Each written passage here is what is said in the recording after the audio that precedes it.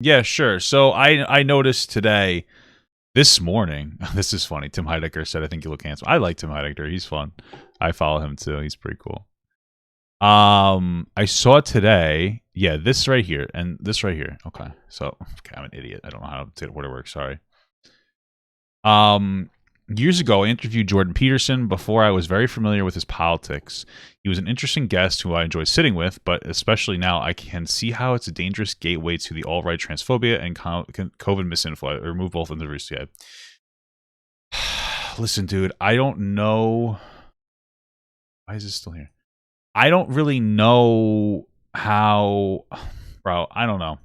Here's the thing. I used to like Ethan a lot, and it's been somewhat recent as I've been just feeling like he's less and less genuine. I think that's what it really comes down to, is that it just feels so ingenuine. I don't really know. I don't know. Like if it was someone out from someone else, I probably wouldn't be as critical, but I just feel like there's a lack of genuinity coming from Ethan lately.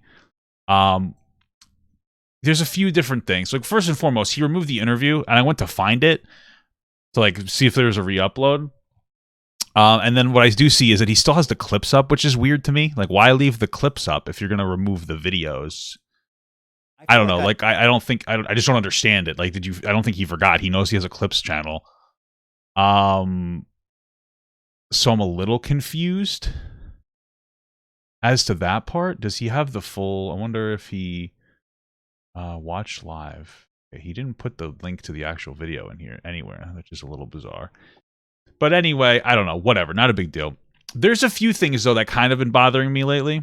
Like one of those things is a while back, Ethan changed his Keemstar was dating a 20-year-old girl. And listen, I gave you my perspective. I think it's weird, but it's not illegal, so it is what it is. Ethan equated it effectively to like some kind of predatory interaction, which is insane. But somewhat recently before that, Boogie 2988 even asked this question. He's like, "Well, we sat down and like Boogie's this like pretty much the same age as Keemstar, and Boogie was dating a girl that was of a similar age so Boogie's 47. So Boogie's 47. He was dating like a 20-year-old girl. And Ethan was like praising him for it. And it's just like these little things where you see that it seems to be a different framing. Like Ethan, unironic, like, bro, if you think Jordan Peterson's bad, like I did a video on it and like I reviewed through it. JonTron is like exponentially worse. He had a conversation with JonTron where he like gave him way too much of the benefit of the doubt. JonTron was literally, and I don't even use this word, spouting actual unironic white supremacist rhetoric. And this was years ago. And I remember I made a video on it because I thought he apologized. Hold on. You keep saying you thought it was 5 years ago. It wasn't. You have to. Listen. I made a video about it. You can just look at Papa JonTron, and I could have swore I found a video where JonTron apologized. So I was like, oh, you know what? Because people were like coming up with the JonTron stuff again somewhat recently, like a few months ago.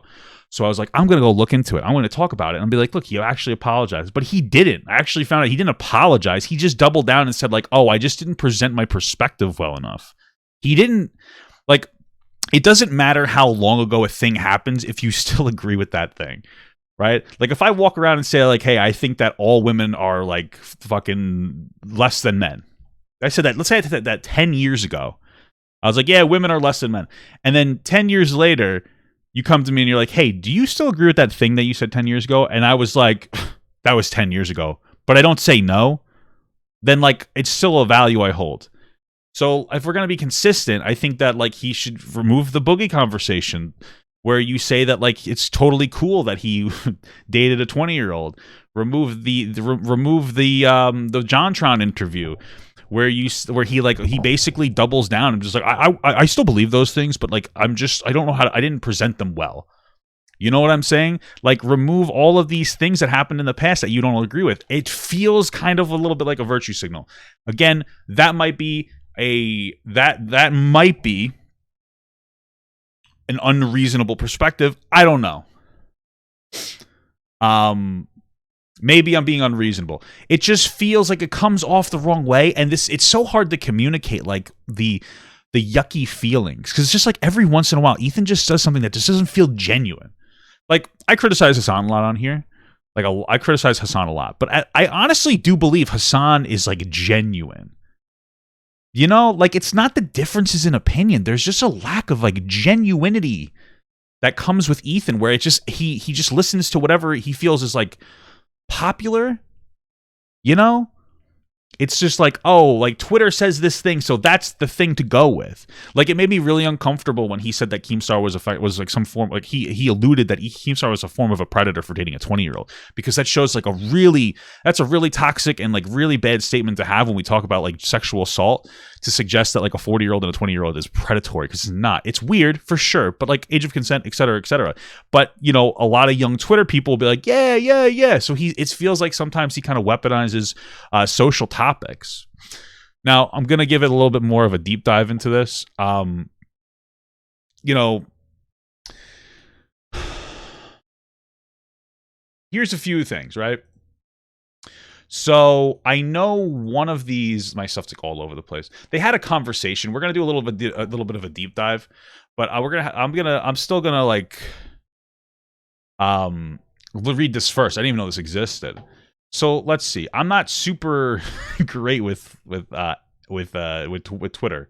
I just scroll downwards. Is that how Twitter works? How does Twitter work? I don't know. I'm so bad with Twitter, bro. We need Bo Blacks to come and do to organize this for me. Okay, so all this starts with the conversion therapy comment, which I do understand. So anyway, Justin Trudeau said, as of today, it's official. Conversion therapy is banned in Canada. Our government's legislation has come into force, which means it's now illegal to promote, advertise, benefit, or subject someone to this hateful and harmful practice. LGBTQ2 rights are human rights. And then Jordan Peterson said, conversion therapy, in quotes, more like grandstanding from our juvenile OM. Okay. Now, obviously, I wouldn't. It's not unreasonable for people's first reaction to be like, "Oh, he's probably saying he thinks that conversion therapy is positive." I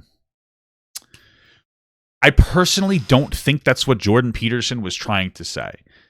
My original take was like, honestly, because I've just never seen Jordan Peterson say anything like that out of pocket. I don't think that any reasonable person would go like, yeah, it's okay to like abuse people. No, I don't think that's the case. My perspective was more like conversion therapy at this point in Canada is probably effectively banned.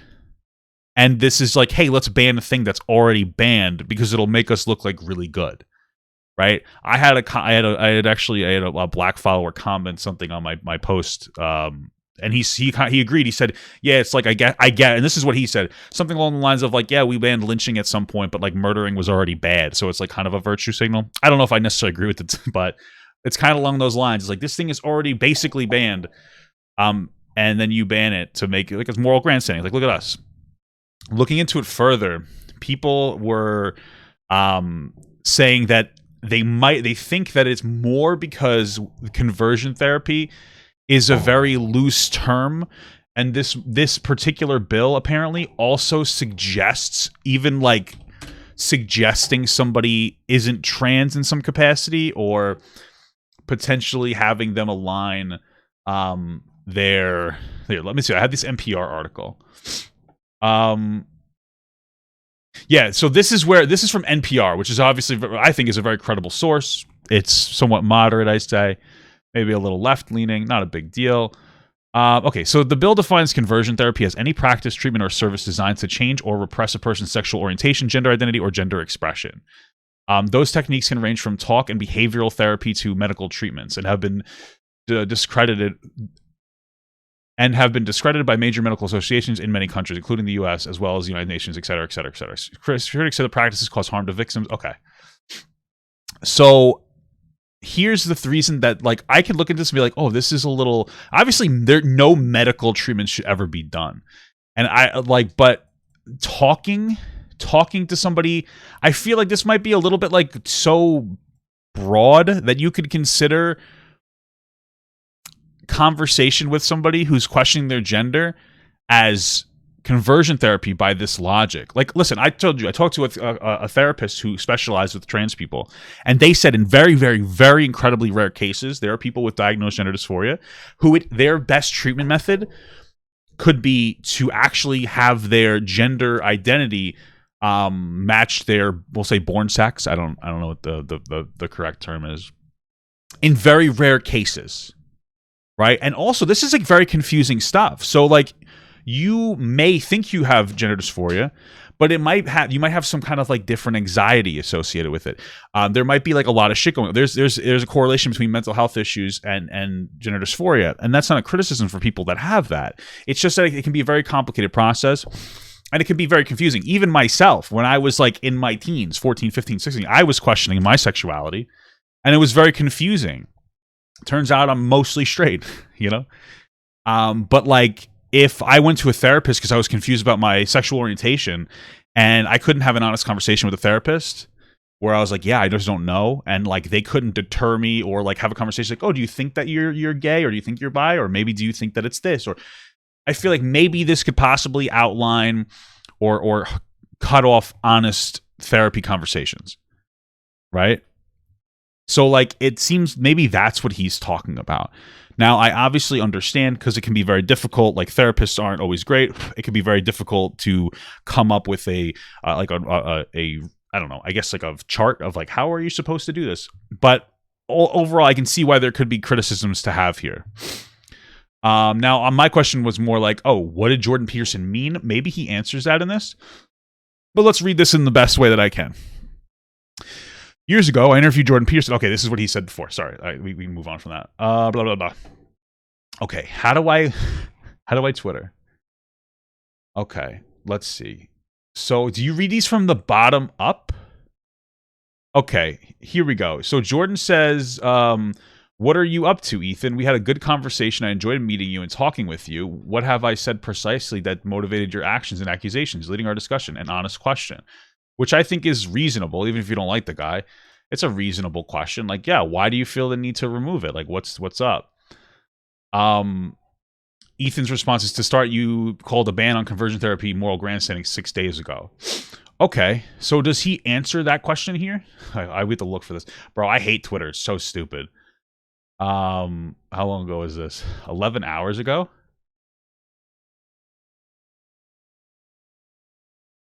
Does he respond to Ethan at any point here? I don't even know how this shit works, brother.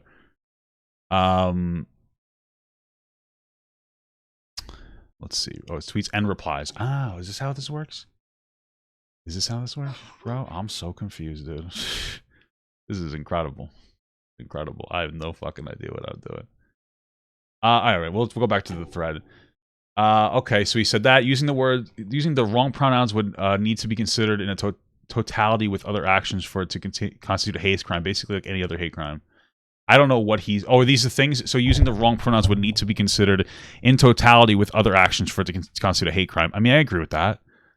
Is this what he said? So Jordan Peterson said using the wrong pronouns would need to be considered in totality with other actions for it to constitute a hate crime, basically like any other hate crime. So it sounds like what Jordan Peterson said is like, I don't think that words alone are hate crimes unless they also have an action that's hateful. I personally think you should properly gender somebody, but it's not a hate crime to misgender somebody. You're not hurting them. It might upset them, but it doesn't make it a hate crime. If you call me fat a bunch of times, it'll upset me. Now, if I disengage from the situation and you follow me, now that might be a hate crime. But I understand what he's saying here. As I personally found you amicable and our conversation very interesting, insightful, but I am not comfortable being a part of the pipeline that leads to this. Scientists. Okay, CNN guest calls on Spotify. It plays warnings around Joe Rogan's product that loading this misinformation is actually... Okay, well, I mean, that's fair. I understand that. I don't agree with that either. Did he ever respond? Did Jordan Peterson ever respond to that? I don't think so. I guess he just heard, and then Jordan Peterson accepted the answer. You believe in enforced monogamy. Violent attacks are what happens to men who do not have partners, Mr. Peterson says, and society needs to work to make sure those men are married. He was angry at God because women were rejecting him. Mr. Peterson says that the Toronto Killer, the cure for that is enforced monogamy. That's actually why monogamy emerges. Mr. Peterson does not pause when he says this. Enforced monogamy is to him simply a rational solution. Otherwise, women will all only go for the most high status men, he explains, and that could make that couldn't make either gender happy. Half the men fail, he says, meaning that they don't procreate. And no one cares about the men who fail. I laugh because it's absurd. You're laughing about them, he says, giving me a disappointed look. I mean, this is just a bizarre thing to say. I understand what he's saying, though. Is that like usually men who get married, it pulls them in? I guess I understand what his logic is. It's very rational. I think that's the problem I have with it. But this is a conversation I have. I don't understand. Instead of what I find bizarre is that Ethan clearly has this is something that really bothers me more than anything else about this Ethan Jordan Peterson thing. Ethan has a really good way to talk. He could talk to Jordan Peterson. He has like his fucking contact information. This is a really bizarre thing to say. Why, instead of remove all your content and reject him and like give into cancel culture, why not have a conversation with him to see what he's saying? If you think that he's spouting like misinformation and things that could be really toxic and harmful, wouldn't it make sense from an outcomes perspective to sit there and say, Jordan, what do you mean when you say this, this, this, and this? Because I feel like that makes more sense. Like Jordan Peterson says some very, very analytical things that I think aren't super rooted in in practicality. So why not ask him about this and then say like, okay, so what do you think? So like forced monogamy, what does that mean to you? How would you execute that in a way that's not going to infringe on somebody's individuality or their personal autonomy? And see what he says about that. If he says, I don't give a shit, then like, okay, he's an asshole. If he says, I don't really know, then okay, we can have a conversation. I think that Jordan Peterson just seems to be. Jordan Peterson is a fantastic example of somebody who's far too, like an incredibly intelligent person who's far too analytical in their thought process that doesn't really sit down and like think about things from an emotional stance. And that's a huge problem because we need to have conversations that mix logic and emotion together because we're human beings and we're mixtures of logic and emotion. So like that would be my thing. And Ethan has a big platform. He could totally say, Jordan Peterson, I have a list of things that I don't like about what you said. Could we have a conversation about it? But like, why not do that? Wouldn't that be the better outcome thing? I don't know, man. Your mischaracterization of the bill of C-16 resulting in a surge of transphobia. The bill was created to add trans people as a protected group against hate crimes. Using the wrong pronoun would not result in anybody going to jail. In fact, to this day, 0 people have gone to jail. Okay. Let's see. The bill C-16. Let's see what we got here.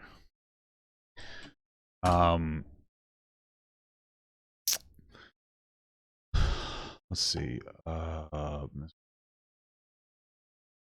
Let's see. Adding gender identity or expression 2 seconds to human rights. Okay. I don't mind. Expression on the Supreme Court. I have to like look at something that translates this because I'm fucking obviously like a boomer as shit. But okay.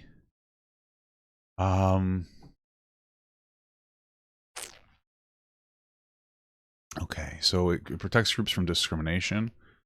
Add section criminal called hate speech defined as advocating genocide in the public. Okay. Okay. So it was added to the Canadian Human Rights Joint joining a list of identifiable. You know what's interesting? If his perspective on this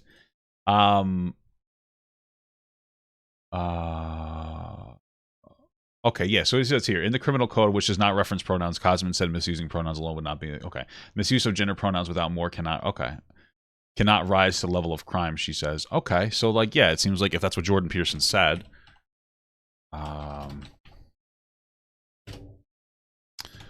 that's fair. What's interesting is that,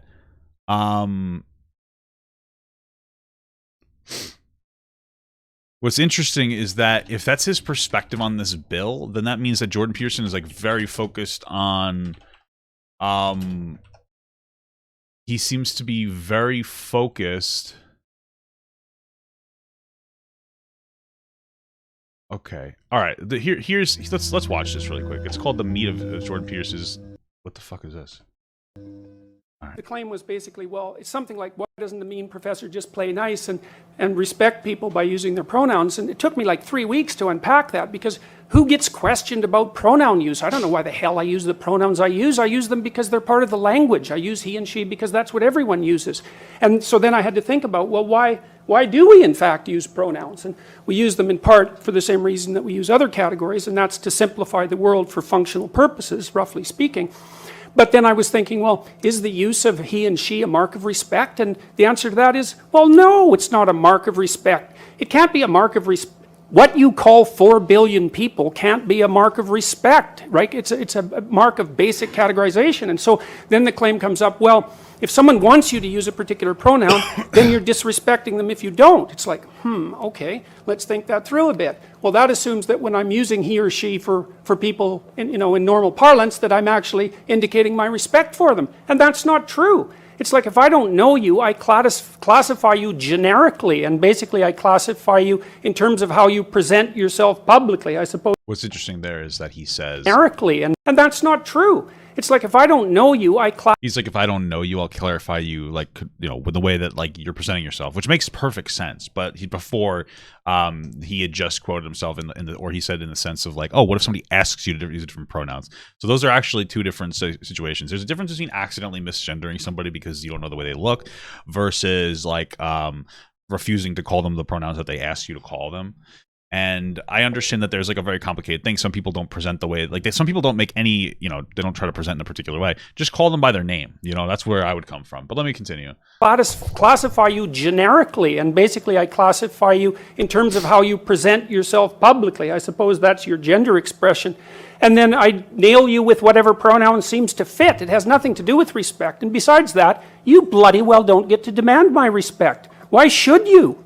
It's not like I respect everyone. That's a foolish thing to do. You respect people who are respectable. You make value distinctions between people, and that doesn't mean you illegally discriminate against them. Those aren't the same thing. But I'm all for value judgments. If you don't buy value judgments, then why bother learning anything? Why bother doing anything? Why go from one point in your life to another if the next point isn't better in some manner? So don't tell me that I'm not respecting people when I don't use their gendered pronouns. And the other thing is, I don't buy this whole idea that the people who are putting this legislation forward are valid representatives of the trans community. That's what they say they are. We have mechanisms for deciding whether someone's a valid representative of a community, and that generally involves democratic voting. I've received at least 20 letters from transsexual people who are on my side. And by the way, well, transsexual is not the same as transgender. That's usually a dated term. So even if they were representations, well, let me hear zero from others, believe it or not, who are perfectly happy with the idea of gendered pronouns. It's just they want to be the other one. Now, you can have a discussion about that, and there's lots of things to be said about it, but the idea that this community that's coming out and demanding these rights is somehow representative of this homogenous oppressed minority, I think is rubbish. It's very interesting. Like, listening to Jordan Peterson talk is like a fucking insane. So, okay, there's like a lot going on there, and there's a lot of questions to press him on, and I feel like people aren't really pressing him in the correct way. So a lot of the things that like just happened there is Jordan Peterson, he starts talking about using the correct pronoun. From what I got out of this is like he is against using the correct pronoun because he feels like he shouldn't have to be policed, and he feels like he shouldn't have to instantly respect somebody. I don't really like the fundamental argument that like respect is earned, because it is. Like, respect is earned, but there's also something called assumed respect. I wouldn't go up on the street and spit in your mouth, right? Obviously, it's COVID. Unless maybe you would want me to in the bedroom, but I wouldn't go up to you and like I wouldn't spit in your mouth, or I wouldn't like be rude to you, because there's a level of assumed respect that you have between different people. The conversation about pronouns is just like, hey, can you give me a certain amount of assumed respect? And one of those things is, can you call me the thing that I'm asking you to call me? Now, obviously, you can be fucking preposterous and say, call me unicorn balls. And I would say, no, you're fucking dumb. What's your real name? But like, yeah, it's about like basic respect, right? It's like fundamental respect, basic respect, assumed respect. You can call these things all different things, right? Just like when you walk into an argument, or excuse me, a classroom, you're gonna see that you're going to have a higher level of assumed respect for like a teacher, right? So that's the argument there. And he kind of twists, he and it's so weird because I don't think that he's intentionally twisting this thing. I don't think that he's going out of his way to present a dishonest argument from his perspective. I think that he's a very analytical mind, and he thinks these things that I feel are wrong, and I don't think that they are loaded with enough, honestly, common sense or emotion. Or not even loaded. They don't have enough like it doesn't come from a realistic perspective. And that seems to be a trend with Jordan Peterson. So I feel like, and here's another thing too, is like I could totally understand why people go like, Jordan Peterson, based on just this alone, is part of the alt-right pipeline. Maybe he is. Maybe people watch him and they go down like this alt-right pipeline. The problem here is that part of the alt-right pipeline is progressives canceling people for not conforming to a particular ideology.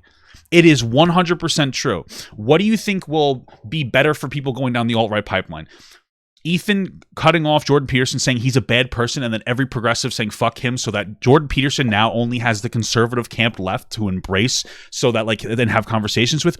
Or do you think it's like, Jordan, I have issues with A, B, C, D, X, Y, Z. I'm sure there's plenty of things that you have issues with. Let's sit down and have a conversation. I'd like to bring Hassan on to have like a reasonable conversation and a respectful conversation and press you on some things that I personally think are harmful. I don't like this. I hate this like virtuous thing where it's like everything's all right pipeline except for except for cancel culture. I don't think cancel culture is. I think cancel culture is a big part of the alt-right pipeline. Completely cutting somebody out of the entire progressive community and then like sending hate their way is going to push people to the other side. And funny enough, as Jordan Peterson is somebody who's like seems to be rather void of emotions, to an extent, or void of the emotional argument. Though I've seen him like have like a very emotional feelings. Like you're pushing him, like you're pushing him into this field. You're forcing him to be very emotionally reliant, and you're forcing him to like the right. You are part of the alt. Like Ethan is part of the alt-right pipeline in this case.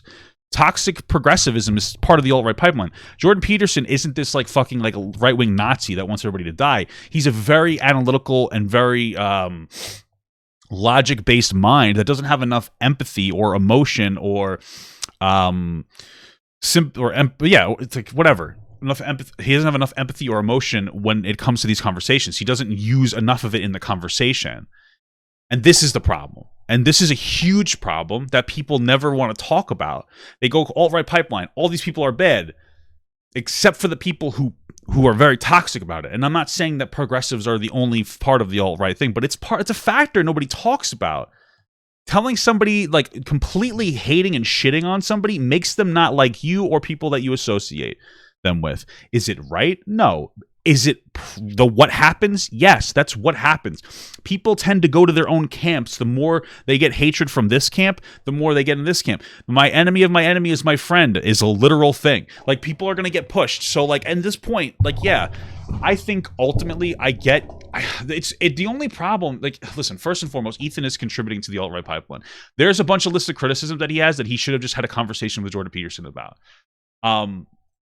But more than anything else, I question Ethan's true intentions. Like, I question his true intentions. Like, when Hassan goes, I think fucking Jordan Peterson is a part of the alt-right pipeline is a fucking terrible. I also think he's contributing to, I think he also is contributing to, like, the alt-right pipeline of, like, canceling somebody to the point where they get embraced by the side that's not canceling them. Right? But I think that he's genuine about it.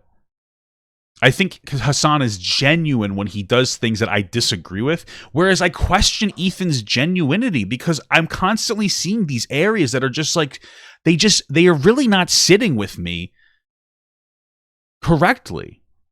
It's just not sitting with me. I question the intentions of what Ethan is doing, and it really is unfortunate that Ethan's not using his large platform. He has a whole political podcast. Invite Jordan Peterson on with Hassan. Say, listen, we just have some questions about particular things. We'd like to analyze your statements on this. I think that makes more sense. What makes me think he's being disingenuous? Because it seems like when it's convenient for Ethan, and I mentioned this at the beginning, when it's convenient for Ethan, you don't think JP would go on? I think Jordan Peterson would, honestly. when it's convenient for Ethan, he shifts his perspective. Like I mentioned it in the beginning of this whole thing. Like he's taking down Jordan Peterson because he's like an alt-right pipeline. He's part of the alt-right pipeline. But he had this conversation with JonTron after his debate with Destiny about and basically like let JonTron kind of use that as a way to like distance himself from the Destiny thing. He didn't even push him or anything. And then people are like, oh, it's been 5 years. JonTron still believes what he said. He just thinks that he did it in the wrong. He said he didn't present his information the right way. It was literal. That was actual white supremacist shit. You know, he dogpiled on Keemstar for dating a 20-year-old at 40. Is it weird? For sure. But like he had a conversation with Boogie who did the same thing. He was older and dated a woman like in the same age. And Ethan praised it. But now all of a sudden when it comes to Keemstar, because he doesn't like Keemstar, he shifts the information in a way that feels that's dishonest. It's like, oh, well, Keemstar, he effectively alluded that he was a predator for doing it. This is what I'm talking about. There just seems to be a motivation issue here. Ethan seems to have like poor, like I don't know what's going on in his head, but it comes off super dishonest. It comes off super dishonest, man. It doesn't. I don't think that Ethan really holds too much weight in what he's saying. I even remember another time. There was a time where Ethan made a point about Leafy being very toxic in his content, and then everybody called him out, and he apologized. Leafy is toxic, whether you want to believe it or not. Like he had like a lot of toxic content. Leafy was like, yeah, but we do similar stuff. They do. But Leafy took it too far, and he got like, and Ethan called that out. And then the second the community that he identified with called him out and was angry at him, he flipped. I feel like Ethan has a particular community of people that he sits with. And like, if those people like what he does, he'll go with it. If they don't, he won't. That's why I don't think he's particularly genuine. I think that he cares too much about the backlash. Like, it's not just like these instances like now. It's been going on like for a while. Like that Leafy thing. Like I remember watching that video and I was like, you know, like that makes like why did he change his stance on Leafy? Because it was a valid criticism. I'm not saying Leafy's a terrible person, but he was very clearly too edgy. He was clearly very edgy, and Ethan called it out. And then his whole community that he identified with at the time was like, "Oh no, we like Leafy." And he's like, "Oh, sorry guys, sorry." It's like no, like he doesn't seem to stand on his own. He doesn't seem to stand on his own, man. He just seems to kind of absorb what people around him are saying and thinking. And I think that's kind of fundamentally the issue here. It's such a weird spot to be in because I agree with Ethan more than Ethan more than Jordan Lee Peterson. But as me personally, I value genuinity over a lot of other things. That's why I sit here and like I'll watch Ben Shapiro. I've literally every video I've done on Ben Shapiro I disagree with, but I actually like Ben Shapiro. He's intelligent and he displays his perspective well, and he'll have conversations with people. That's a big deal. It's a super big deal, and people are like, "Oh, you shouldn't have conversations." I'm like, no, you need to have conversations. You need to have conversations about these things. You need to sit together. You need to stop being so polarized in our perspectives about the entire world. I don't know, man. It's just not the right way to go, man. It's just not the right way to go. I feel like there's a lack of genuinity when it comes to Ethan, and it bothers me. Yeah, see, he still follows JonTron. I don't know, man. And I'm not saying he should unfollow JonTron. Like, I personally disagree with a lot of the shit JonTron, everything really that JonTron says. You know, as early as like last year, he was like promoting like weird vaccine shit too. I just think like be consistent, I guess. I don't know. I think that like it would have been better if Ethan had just instead of cutting off Jordan Peterson, if he would sit down and have a conversation with Jordan about the things that he has a problem with. And he has the resource of Hassan. He has a lot of different resources of different people. He could get, there are plenty of people who would like love if Ethan moderated a debate with Jordan Peterson or a friendly conversation with Jordan Peterson. Like, it's not unheard of. Like, it's not like Ethan couldn't, if Hassan didn't want to do it or if Hassan didn't want to be respectful, you could easily reach out to Destiny and say, hey, I'd like to moderate a conversation between, you know, Jordan Peterson and Destiny. You might hate Destiny, but Destiny disagrees with a lot of what Jordan Peterson says. Like, there's so many different ways this could go. And then, but when it comes down to like, oh, alt-right pipeline, Jordan Peterson, Ethan, you're part of the alt-right pipeline as well. I just want you to know that, because you're pushing him into a camp that, and whether you want to hear that or not, it is just what's happening. That is the outcome of your actions are just going to have a profoundly negative impact. You know, like you, and like if we have to start saying it, like if we're gonna tell people that conservatives are part of the alt-right pipeline, then it's time to talk about how some progressives are part of the alt-right pipeline, and that's just fucking the reality, bro. That's just the reality, dude. Yeah, you have Sam Cedar. Have Sam Cedar come on and talk to him. Don't meme it. Don't be like, I don't want to see Hassan berate Jordan Peterson, but like have Hassan sit down and like go through hey, you said this about this. What about this? Well, okay. Oh, so you said that men need women. Now, I think I understand that like it's good for men and women to like be locked down. Maybe I get it. Men can be a little bit too much, you know. And maybe this is just very anecdotal for me, but like I felt a lot more secure. And, like, I feel like I'm on a much better trajectory now that I'm married. Like, I still have, like, I'm still a fucking weirdo, and I still have particular thoughts and feelings. Like, listen, I'm a fucking horny fuck, but I haven't been happier in my life, and I love my wife to death. And it's not even like I want to fuck other people. I just want conquest, and, like, I love my wife, and it's, like, I'm reeled in. And maybe it's too anecdotal, but, like, obviously you can't force people to be together. That would be fucking insane, right? So, like... question him on that. Like, why do you feel this way? It's like, well, okay, you think that we should have people be in married relationships? Well, then how do you get that to happen without removing people's individuality and their autonomy? Because you can't force people to get married. And so it's like, press him on this stuff. You know, press him on these things. This is what I'm talking about. You know what I'm saying? Press him on these different things. Have the conversation. Maybe, hopefully, do the right thing. But I'm just saying, bro. I'm just saying. I think that this is a bad move. I don't like it. It just feels, and I don't think it's even well intentioned. So, enough of that. Yeah, I want to watch this really quick though. What is this? This is the video about how Jordan said we need men. We've met some of your fans, and we got the impression they were all male fans, the ones that we talked to. And so that they were struggling with their manhood, and that you give them this message that it's okay to be a man. It's not okay. It's necessary. What the hell are we going to do without men? You look around the city here, you see all these buildings go up. These men, they're doing impossible things. They're under the streets, working on the sewers. They're up on the power lines in the storms and the rain. They're keeping this impossible infrastructure functioning, this thing that works in a miraculous manner. They work themselves to death, and often literally. And the gratitude for that is sorely lacking, especially among the people who should be most grateful. You see university professors, especially of the social justice bent, who are among the most protected and privileged people that the world has ever produced. They take everything they have for granted, failing to understand entirely that there's a massive infrastructure of unbelievably hardworking, solidly laboring, working class men breaking themselves in half on a regular basis, making sure that everything that always breaks works. And so a little gratitude for that is in order. And it's very useful to tell everyone, not just men, that they have. Dude, someone in the chat goes, his voice is part of the alt-left pipeline. I'm sorry, because he's so emotional, but that was actually very funny to me.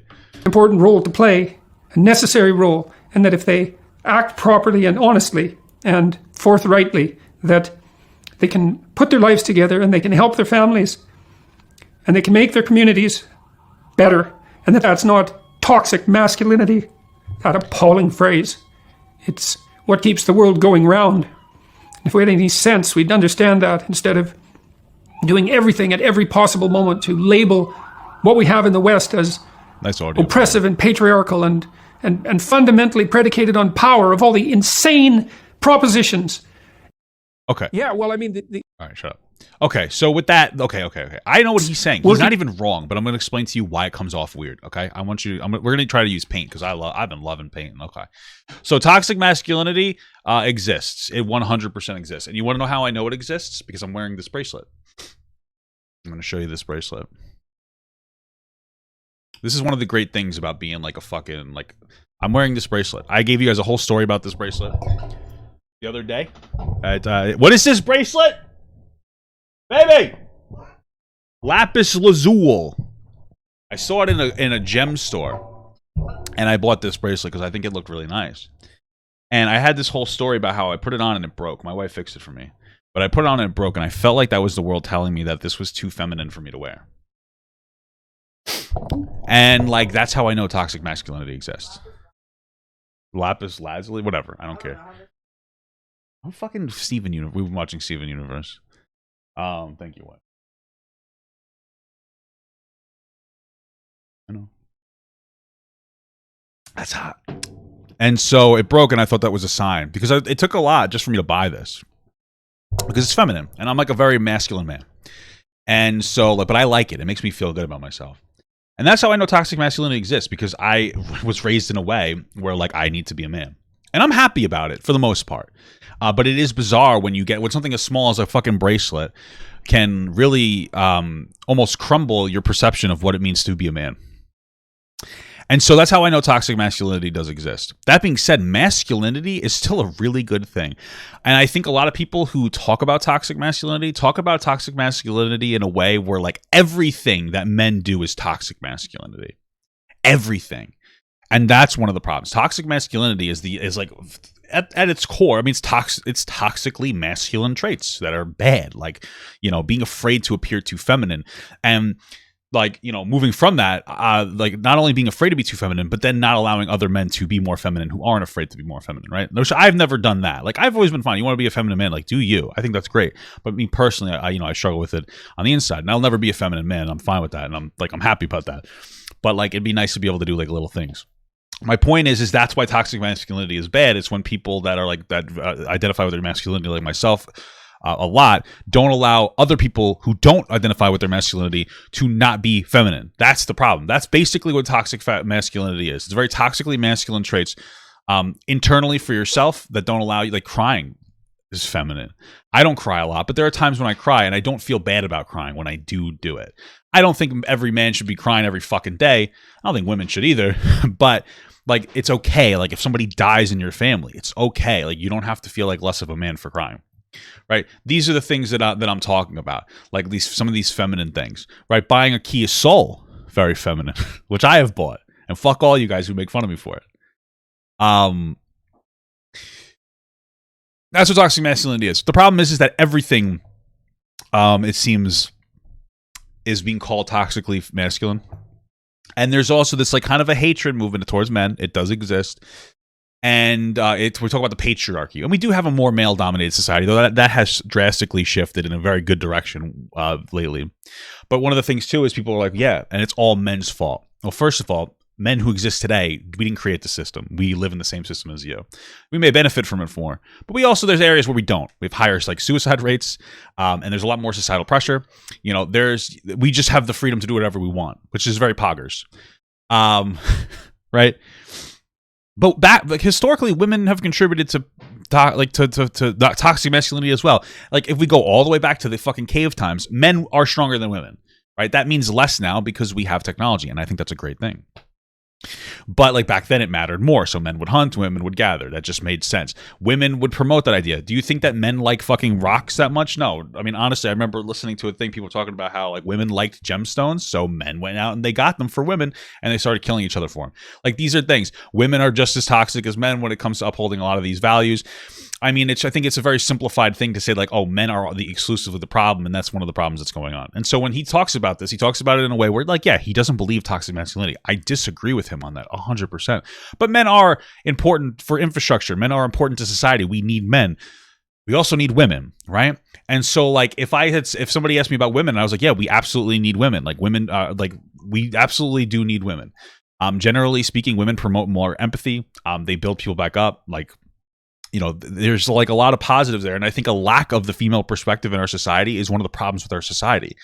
With a lack of women in our society, or a lack of women being able to do whatever they want, there's a lack of empathy in society. Like, it's just the truth. Like, women and men tend to be a bit different. I think that some of it is socialized. I think that some of it is biological. And without respecting a woman's perspective, I think that's why our mental health has been dog shit.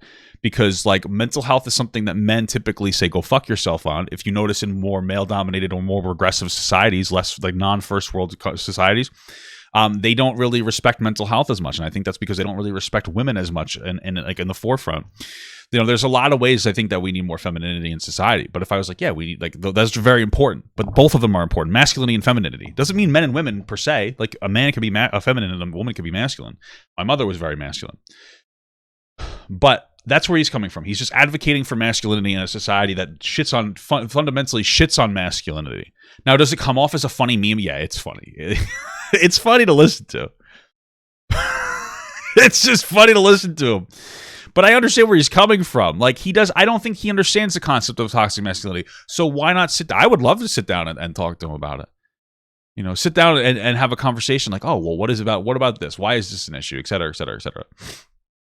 Yeah, important messages, funny execution. But because people, I think, take him out of context and they don't want to sit down and listen, I think that that's like one of the things that kind of pushes him. He's been pushed towards more of a conservative area because every time this guy can't like fucking breathe without people saying like, oh, you're a joke. Like, that clip is memed. And like, not in the way I'm memeing it, I know, but people are like, wow, what an idiot. Like, we don't fuck men. It's very easy. And you notice how it's always men of power who are criticizing Jordan Peterson for advocating for men, because men in power aren't threatened at all if you talk shit about men. They're one of the good ones. That's why Ethan can be like, yeah, fuck you, fuck men, haha, and like, it doesn't matter because he's a man in power. He's a rich man he's a rich white man. Like, and I'm not even fucking memeing, right? So like, there's no negative aspect to that. He's never gonna have beef. Like, he's never gonna receive any negativity at all. Meanwhile, like, the average man, like, if we continue an anti-male movement, could have a negative impact on men.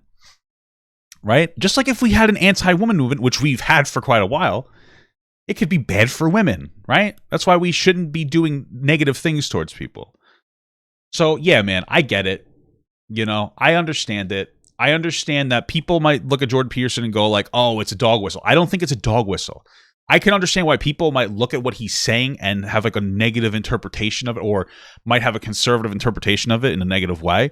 But I think that he's genuine, and I think that he has a very analytical mind. I think that he has a very logical mind. I don't think he has enough empathy in his mind. At the end of the day, Ethan, I just think is being wildly irresponsible by not having a conversation with him or advocating for that, and he's pushing him closer to the right. Ethan is part of the alt-right pipeline. That's probably going to be the name of this video. So yeah, I'm looking extra bald. Yeah, I got a haircut. I got like a cool new razor my wife got me to keep myself bald. My wife loves it when I'm this bald.